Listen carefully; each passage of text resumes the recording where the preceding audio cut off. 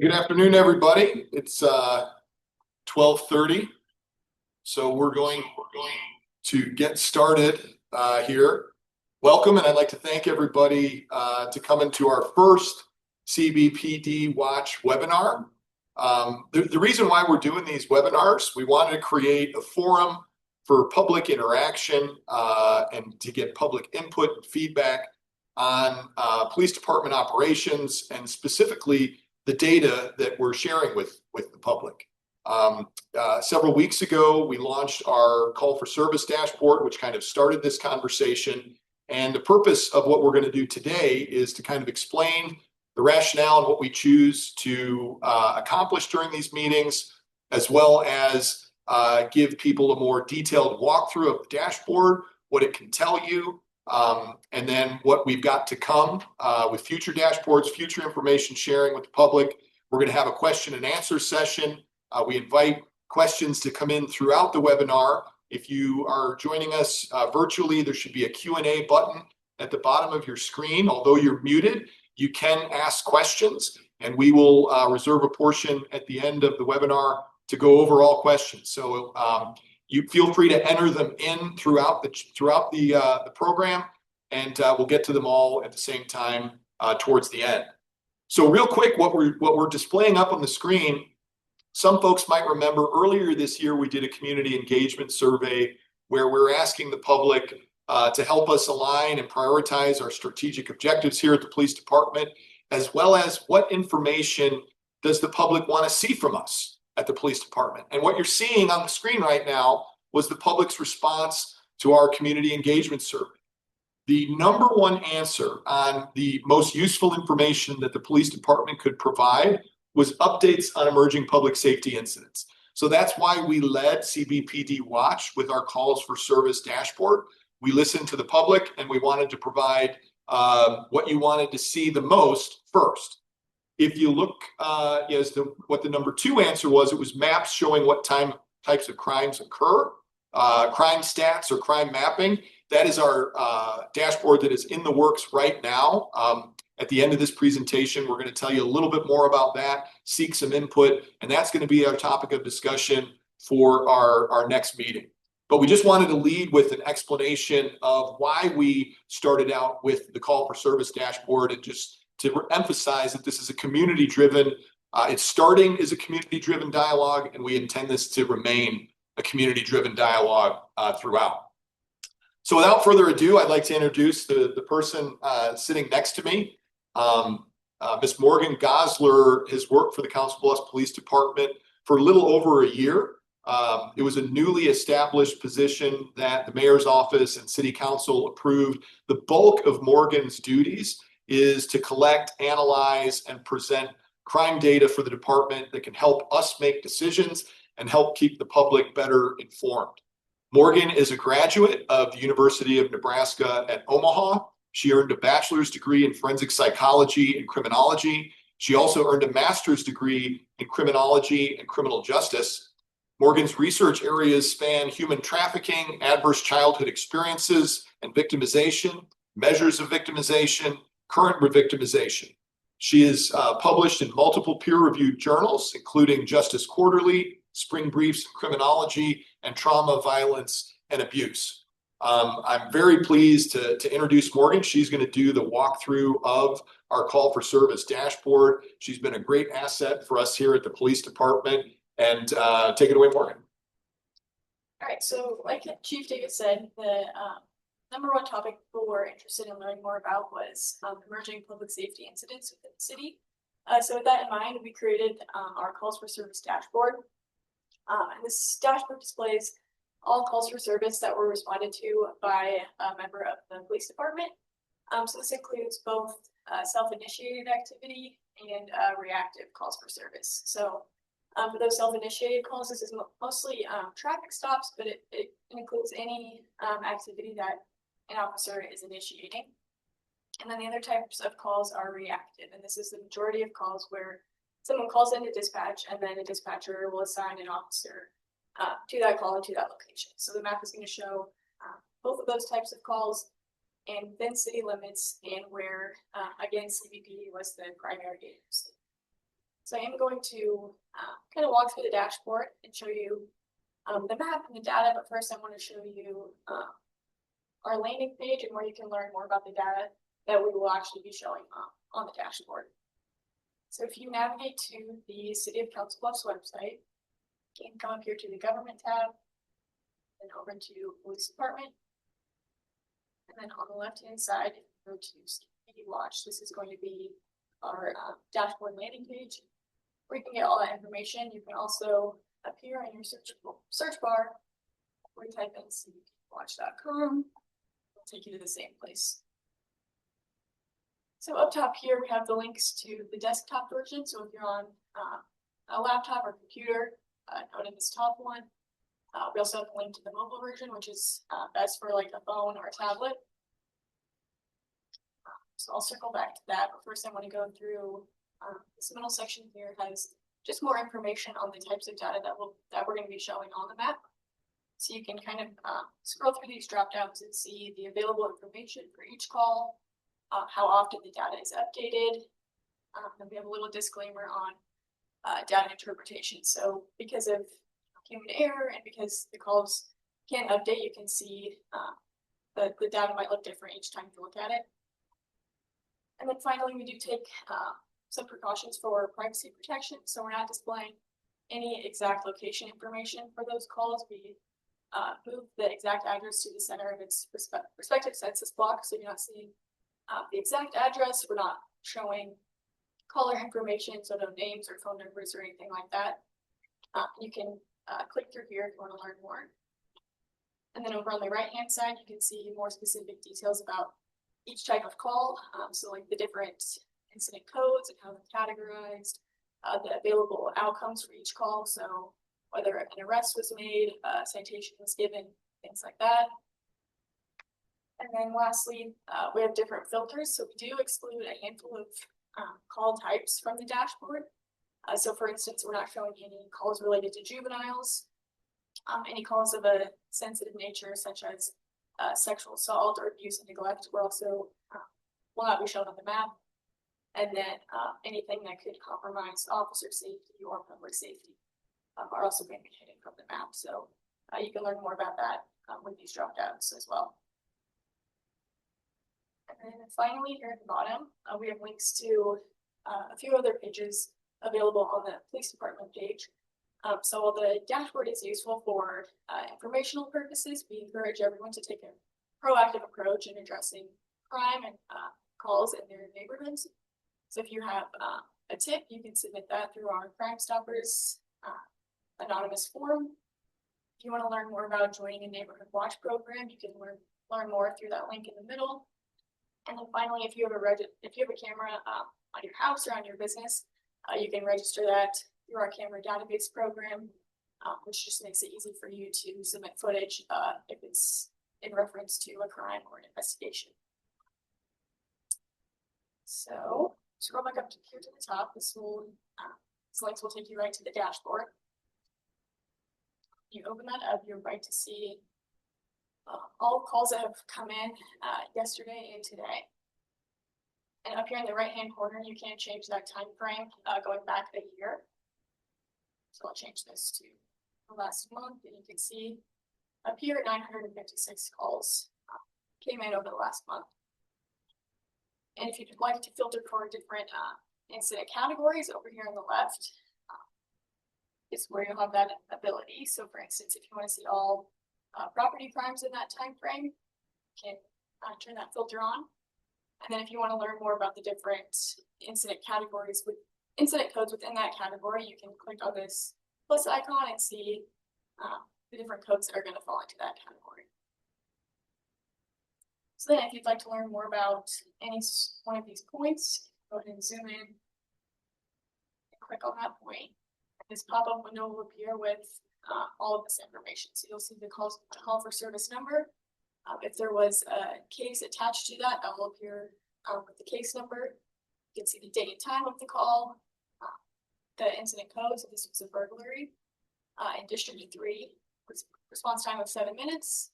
There was one responding unit, and it's currently ongoing. So that's the information that you're going to see for each type of call.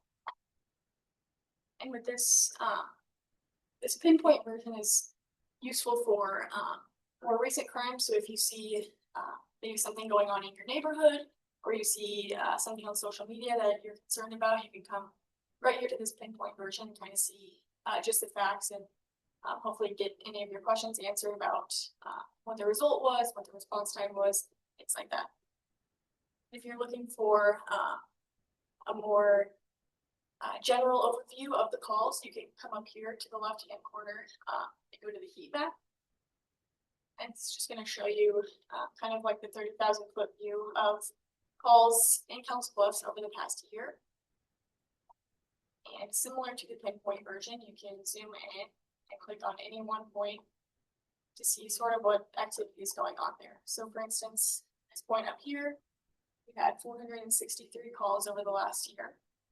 And you can scroll through at the bottom here and see those different calls. So we're going to check the welfare, transport, arrest, traffic stop, things like that. So this heat map version is going to be more useful for those that want to see maybe trends in their neighborhoods, or if they're planning on buying property in the area, you can see kind of the long-term trends here with the heat map. So those are two versions of the dashboard. And then I do want to share with you the mobile version, which is going to be the same sort of information, just in a kind of more friendly version for use on a mobile device. So one way you can get to the dashboard from your phone is we'll have a link on our Facebook. You can also go to your browser and go to the CBPD Watch landing page. And then this final option, which is the easiest, is if you download the Council Bluffs app through your app store, you can go right to the app. And then the top right icon here is going to be CBPD Watch, and that will take you right to the dashboard. So again, this is the same information as before, and you have the same options to filter. So you can change the date, you can change the incident category up there in the top right. But it's only going to show the last 8 hours instead of 24. So it's just a little bit easier to navigate when you're on your phone. You can still click on a certain point if you want to see the information for that call. You'll get the same pop-up window. But yeah, we just wanted to make this easy for people to kind of get here within 2 clicks if they see something going on down their street, or this just provides them an easy way to open up that dashboard. So yeah, that kind of is a high-level overview of the landing page and of the dashboard. So I'm going to go ahead and open up the floor to any questions, any feedback before moving on to kind of our agenda for future meetings.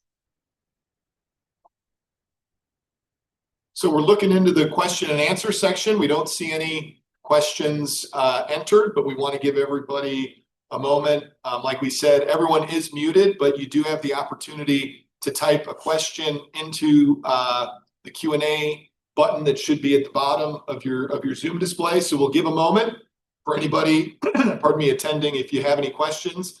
And if there's no questions after a minute or two, we'll go into the prelude for our future meetings and stuff that's around the corner and information that we'd like to share. Also, if you don't necessarily have a question, but you have a comment or you have a request for information, feel free to also enter that into the Q&A. Again, we want this to be as interactive as possible. There are a few people joining us here in the community room. This is an option. You can attend remotely over the webinar for the CBPD watch meetings, or if time permits, feel free to come to our community room here at the PD. There are members of the public, members of city government who are sitting here with us today. So you can attend both ways. Looking into the chat, or the Q&A, we don't see any questions necessarily coming in. Oh, very good. Thank you. We got a thank you for the good work. Well, Morgan's going to take us through a prelude for future meetings. If you think of a question, we'll pause again at the very end. But we wanted to just take a pause after Morgan walked us through the dashboard. But as we said, we set a bunch of different priorities, and Morgan's going to walk us through topics for our subsequent meetings. All right, so another one of the topics that was of interest to the public was our crime stats.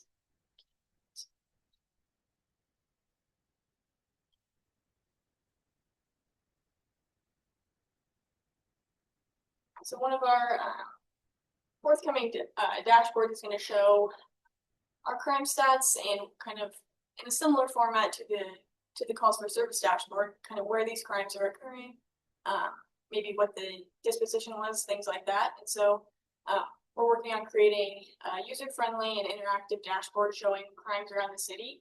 But if you want to get a feel for the numbers and the data that we currently have, you can come again to our city website and back to our police department page. And then under professional standards division and crime stats, you can see our crimes against persons numbers, as well as our property crime going back to 2020. And it's updated through third quarter of this year. So you can come here and kind of look around at the data that we currently have. And again, we'll be coming out with a similar looking dashboard for our crimes and offenses that have occurred in the city. Another dashboard that we've been working on is our traffic dashboard. So if you want to learn more about crashes in the city, you can go to the Iowa DOT website, and we'll put a link to this on our Facebook post after the event. But you can come here and zoom in and see kind of the details of reportable crashes that have happened within Council Bluffs. And reportable means that there was an injury or property damage was $1,500 or more. And so that's what's going to appear on the DOT website. We'll have more kind of granular information about traffic stops, speeds around the city with our speed trailers and the data that we have with that, different calls for service related to traffic, things like that. So stay tuned for our traffic dashboard. And if you want to learn more about traffic, you can head over to the DOT website in the meantime. We had one question come in. Thank you, Diane. For future meetings, is there a possibility of changing the time for people that work? It's not convenient. Absolutely. Our initial intent was to try to do it like 15 minutes over the lunch hour so that people could maybe attend over lunch. We will be recording and broadcasting these meetings over our YouTube channel. So if you miss it, you can definitely watch it again, but we will consider maybe a late afternoon, early evening meeting if that would be more convenient for people. So thank you for the question. And finally, I encourage you to check out this dashboard. We worked with Iowa State earlier in the year on creating this alcohol density dashboard. So what this map will show is different hotspots of alcohol retailers and alcohol-related crashes within the city. And so you can kind of get a feel for the relationship between where these alcohol retailers are clustering and then where these auto crashes are occurring. So again, I'll have the link in our Facebook post after the event, and you can head on over here and play around with these filters and kind of see what's going on within the city with our drug and alcohol retailers. And again, as we get our traffic dashboard and crimes dashboard up and running, we'll have some of this information integrated as well. But in the meantime, you can come here and see what's already available. So that is kind of on our agenda for future meetings, and we plan on hosting these CBPD launch meetings once a month, and we'll try to go around the same time, and we can, like the chief said, we'll try maybe an evening time to see if that works better, and we'll go from there. So if you have any feedback before a future meeting, you can go ahead and submit that. You can look for that contact information on our landing page, and stay tuned for details on our Facebook page following the event today. So if you have any closing remarks, I can turn it over to you. No, very good. I'd just like to thank Morgan. Everything that you've seen today on the CBPD Watch website is a result of Morgan's hard work and the hard work of our technical and IT staff here at the city. So I wanted to just acknowledge all the hard work and innovation that's gone into this. and thank the members of the public who attended. We welcome your input, and we look forward to a continued community dialogue over public safety data in Council Bluffs. So thanks, everybody. Thank you.